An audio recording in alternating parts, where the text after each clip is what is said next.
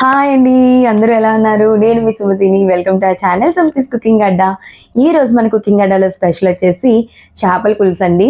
యాక్చువల్గా నేను చేపల పులుసు ఎప్పుడూ కూడా ఉల్లిపాయ టమాటో ఈ రెండింటిని వేపేసి ముద్దగా అయిన తర్వాత మసాలాలు అన్నీ వేసి పులుపు వేసి చేస్తాను. అలా చేయట్లేదు ఈసారి అయితే మాత్రం. ఈసారి కొంచెం వెరైటీగా చేస్తున్నాను. ఇదేంటంటే చేపలు అమ్ముతారు కదండి, వాళ్ళ నుంచి వచ్చిన ట్రెడిషన్ అనమాట. సో ఆ చేపల పులుసు పెడుతున్నాను. వాళ్ళనైతే అడిగి తెలుసుకున్నాను, మీరు ఎలా చేపల పులుసు పెడతారో చెప్పండి అని చెప్పేసి. వాళ్ళైతే వాళ్ళ వేలు ఎలా పెడతారో చెప్పారు. సో వాళ్ళదైతే చాలా టేస్ట్గా ఉంటుంది చేపల పులుసు. సో ఆ ప్రొసీజర్ అయితే నేను ఫస్ట్ టైం ట్రై చేస్తున్నాను. మీకు కూడా పరిచయం చేద్దాం కదా అని చెప్పేసి నేను ఈ రెసిపీని పోస్ట్ చేస్తున్నాను. సో తప్పకుండా చూడండి, చాలా బాగుంటుంది. అండ్ అలాగే వన్ మోర్ థింగ్ ఏంటంటే, ఇది ఎట్లా అంటే మనం ఇప్పుడు దేన్ని ఫ్రై చేయనక్కర్లేదు, జస్ట్ సింపుల్గా పెట్టేసేయచ్చు. ఒక 10 minutes అంతే, అంతకు మించి ఎక్కువ ఏం పడదు. సో తప్పకుండా ట్రై చేయండి. ఈ చేపల పులుసు పేరైతే జాలార్ల ట్రెడిషనల్ చేపల పులుసు. చేపలు అమ్మే వాళ్ళని జాలార్ అంటారు కదండి. సో వాళ్ళదైతే ఈ ట్రెడిషనల్ చేపల పులుసు. సో ఫస్ట్ నుంచి వాళ్ళు ఇదే విధంగా పెడతారట, పాతకాలంలో పెట్టినట్టే పెడతారట. వాళ్ళ దగ్గర నుంచి వస్తున్న ట్రెడిషన్ లోనే వాళ్ళు పెడుతున్నారు చేపల పులుసు. సో అదే విధంగా నేను ఈరోజు ట్రై చేస్తున్నాను.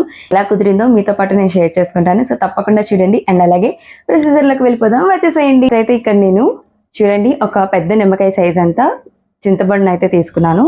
దీన్ని అయితే నానబెట్టేసేద్దాం. తగినంత వాటర్ పోసుకొని చక్కగా ఇట్లా అంటే బేగా నానుతుంది. అండ్ అలాగే వన్ మోర్ థింగ్ అండి, ఏంటంటే మనకి చింతపండు ఫాస్ట్గా నానిపోవాలి అని అనుకుంటే మాత్రం వేడి నీళ్ళతో నానేయండి. అందులో కొంచెం ఉప్పు వేస్తే ఫాస్ట్గా నానిపోతుంది. సో ప్రొసీజర్లోకి అయితే వెళ్ళిపోదాం. ఫస్ట్ అయితే చేపలను చూసేసేయండి. ఇదిగోండి చేపలు. సో వీటిని అయితే చక్కగా క్లీన్ చేసేసుకోవాలి. నేనైతే క్లీన్ చేయడం నాకు రాదు, సో అందుకని చెప్పి నేను చేపల వాళ్ళతోనే క్లీన్ చేయించేసుకుంటాను ఎప్పుడు కూడా. అండ్ అలాగే ఇవి క్లీన్ చేసిన తర్వాత మనం వీటిని కొంచెం కల్లుప్పు అంటాం కదండి, నార్మల్ సాల్ట్ కన్నా కల్లుప్పు యూస్ చేస్తే బెటర్. కల్లుప్పు వేసుకొని చక్కగా క్లీన్ చేసేసుకోవడమే. ఒక 4-5 times కడిగేసుకుంటే మొత్తం నీచు వాసన అంతా పోతుంది. సముద్రం చేప ఎప్పుడు కూడా అంత నీచు వాసన రాదండి. సో ఇదైతే మనం ప్రిపేర్ చేసేద్దాం, వచ్చేసాయి. నేను 2 చిన్న ఉల్లిపాయలు, 2 చిన్న టమాటోలు అండ్ అలాగే 3 పచ్చిమిరపకాయలు తీసుకున్నాను.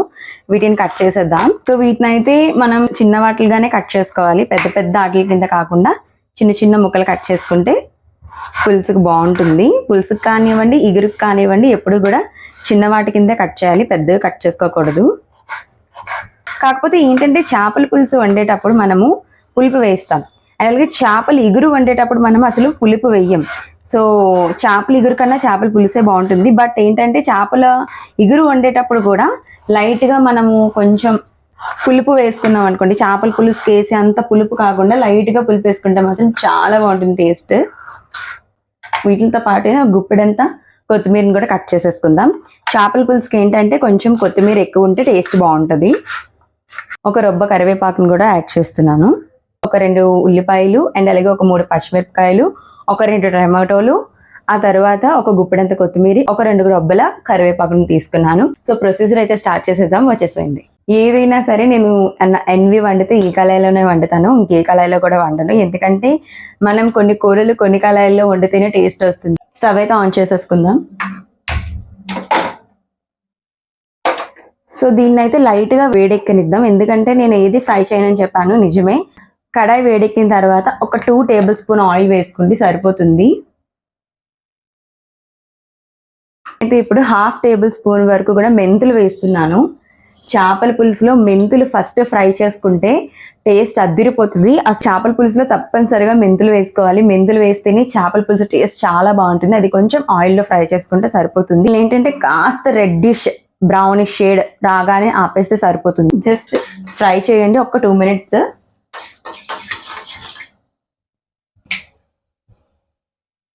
మెంతులు పచ్చి వేసేస్తే ఏంటంటే కొంచెం చేదు టేస్ట్ వస్తుంది. సో ఇలా ఫ్రై చేస్తే మనకి చేదు వాసన రాదు, అండ్ అలాగే చేదు టేస్ట్ కూడా రాదు, టేస్ట్ కూడా అదిరిపోద్ది.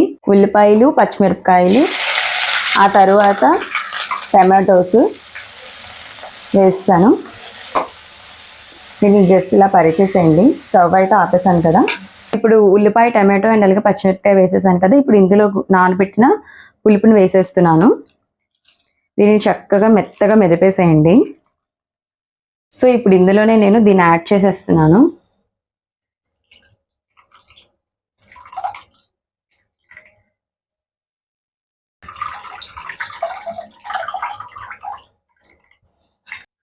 1 టేబుల్ స్పూన్ కారం, చిటికెడు పసుపు, 1 table spoon garam masala, 1/2 table spoon ధనియాల పొడి, కల్ల ఉప్పుని యూజ్ చేస్తున్నాను. సో కల్లుప్పు, 1 టేబుల్ స్పూన్ వరకు అల్లం వెల్లుల్లి పేస్ట్. ఫస్ట్ అయితే ఈ మసాలాలు అంతటినీ కూడా ఒకసారి కలిపేసేయండి.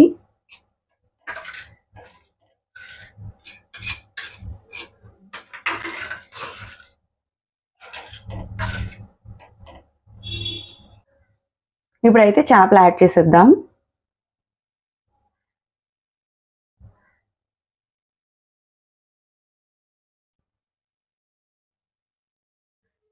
నేనైతే గరిటెతోనే కలిపేస్తానండి. సో ఎందుకంటే నాకు బాగా అలవాటు చేపల పులుసు పెట్టడం.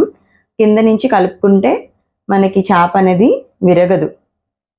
ఎవరికైనా అలవాటు లేదు అనుకున్న వాళ్ళు ఏంటంటే జస్ట్ క్లాత్ ఇలా కుదుపుకుంటే సరిపోతుంది. కరివేపాకు అండ్ అలాగే కొత్తిమీరని కూడా యాడ్ చేశాను.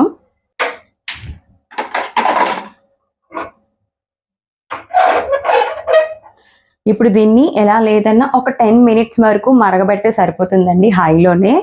ఎందుకంటే చిక్కగా అయిపోతుంది, చేపలు కూడా బేగా ఉడికిపోతాయి కాబట్టి ఒక 10-5 మినిట్స్లో ఇది కంప్లీట్ అయిపోద్ది పూర్తిగా మనకు. ఇది కొంచెం మరిగిన తర్వాత మనం టేస్ట్ చూసుకొని దాన్ని బట్టి ఉప్పు వేసుకుంటే సరిపోతుంది. సో మూత అయితే పెట్టేద్దాం. మా ఇంట్లో చేపల పులుసు పెడితే నేను నా కూతురు తప్ప మా ఆయనతో అస్సలు దాని జోలికి కూడా వెళ్ళరు. చేప ఫ్రై చేస్తే తింటారు. దానికోసం అని చెప్పేసి నేను చేపలు అయితే తీసుకున్నాను. వీటిని గులివిందలు అంటారండి. సో వీటిని కూడా చక్కగా కడిగేసుకొని ఉప్పు కారం రాసుకొని పెట్టేశాను. ఆయన ఫ్రై ఒకటే తింటారనమాట. సో పులుసు అయితే తింటారు. సో ఆయన కోసం అయితే ఫ్రై చేస్తున్నాను. సో పులుసు అయితే మరగడం స్టార్ట్ అయిపోయింది. చూడండి ఎంత బాగుందో కలర్ఫుల్గా. ఏది ఫ్రై చేయకపోయినా చాలా టేస్టీగా ఉంది ఈ పులుసు అయితే. సో చూడండి చక్కగా మనం గరిటె కింద నుంచి పెట్టి చేపని పైకి తేల్చి కలిపితే ఎక్కడా కూడా విరగకుండా చేప అన్నది వస్తుందండి. మనం క్లమ్జీగా కలిపేస్తే మాత్రం మొత్తం చేప అనేది ముక్కలుగా విడిపోయి మొత్తం పాడైపోతుంది. సో అలా కలపడం రాని వారు ఈ విధంగా చూడండి 2 క్లాత్లు పట్టుకొని అంచుల్లో పట్టుకొని జస్ట్ ఈ విధంగా కుదుపుతూ రౌండ్గా తిప్పుతూ ఉంటే చేప అనేది కలిసిపోతుంది. సో ఈ విధంగా కలుపుకోవడమే. ఇప్పుడు మూత పెట్టేద్దాం. సో చేపల పులుసు స్మెల్ అయితే సరే సూపర్గా వస్తుంది, చాలా బాగుంది. సో ఎట్లా ఉంటుందో చూద్దాం. పులుసు దింపేసే ముందు కొంచెం ఒక్కసారి టేస్ట్ చూద్దాం. అంటే ఉప్పు సరిపోయిందో లేదో, ఇవన్నీ కరెక్ట్గా బ్యాలెన్స్ అయిందో లేదో చూసుకుందాం.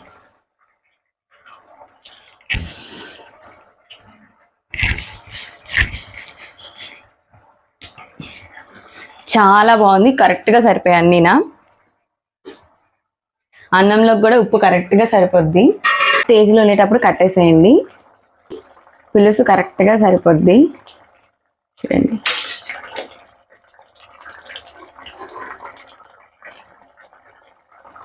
ఇట్లా కొంచెం చిక్కగా అవ్వగానే కట్టేసేయండి. సో చేపల పులుసు అయితే అయిపోయింది.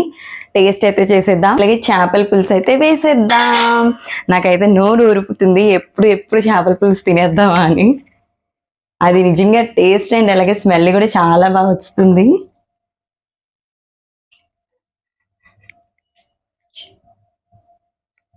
ఇదిగోండి చేప ఎంత బాగుందో. చేప అండ్ అలాగే పులుసు. పులుసు వాసన అయితే అద్దిరిపోతుంది. ఫస్ట్ ముద్ద ఇదే కదా.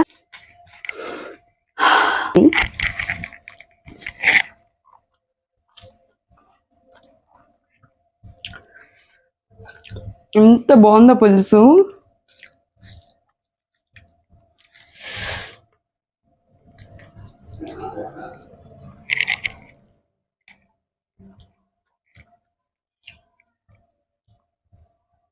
చేప చూడండి ఎంత సాఫ్ట్గా కుక్ అయిందో.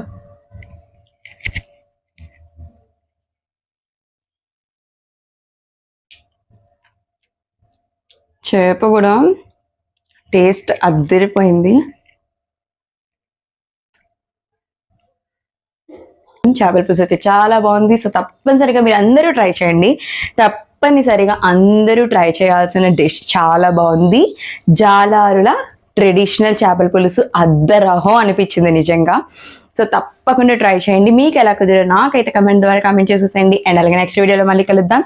సబ్స్క్రైబ్ చేసుకోవడం అయితే మర్చిపోవద్దు. Bye bye.